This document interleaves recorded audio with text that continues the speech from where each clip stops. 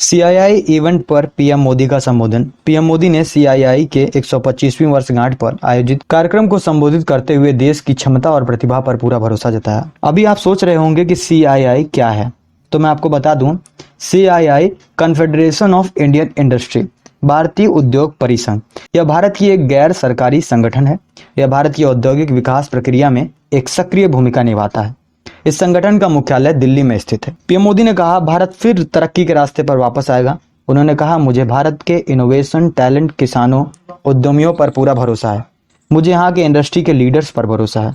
इसलिए मैं कह रहा हूँ कि हाँ, हम ग्रोथ वापस हासिल करेंगे। रखना होगा अर्थव्यवस्था का ध्यान। उन्होंने कहा, कोरोना वायरस के इस संकट में इस तरह के ऑनलाइन इवेंट शायद एक न्यू नॉर्मल है, लेकिन ये हमारे सबसे बड़ी ताकत है। आज भी हमें इस वायरस से लड़ना है तो दूसरी ओर अर्थव्यवस्था का भी ध्यान रखना है। पीएम ने कहा कि हम अपनी अर्थव्यवस्था की तेज रफ्तार को बिल्कुल वापस पाएंगे। कोरोना ने हमारी स्पीड भले ही धीमी की हो, लेकिन भारत लॉकडाउन को पीछे छोड़कर अनलॉक फेज में पहुंच चुका है। उन्होंने कहा कि इकोनॉमी को भी पटरी पर लाने का प्रयास करना होगा। गौरतलब है कि कोरोना की वजह से देश और दुनिया की इकोनॉमी को काफी नुकसान हुआ है।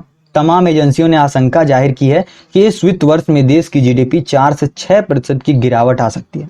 हाल ही में जारी आंकड़ों के मुताबिक वित्त वर्ष 2019-20 में देश की जीडीपी की ग्रोथ महज 4.2% थी। पीएम मोदी ने इस संबोधन के दौरान ग्रामीण अर्थव्यवस्था को आगे बढ़ाने के लिए इंडस्ट्री की मांगी मदद। उन्होंने कहा, आत्मनिर्भर भारत के लिए इंडस्ट्री की हर जरूरत का सरकार ध्यान रखेगी।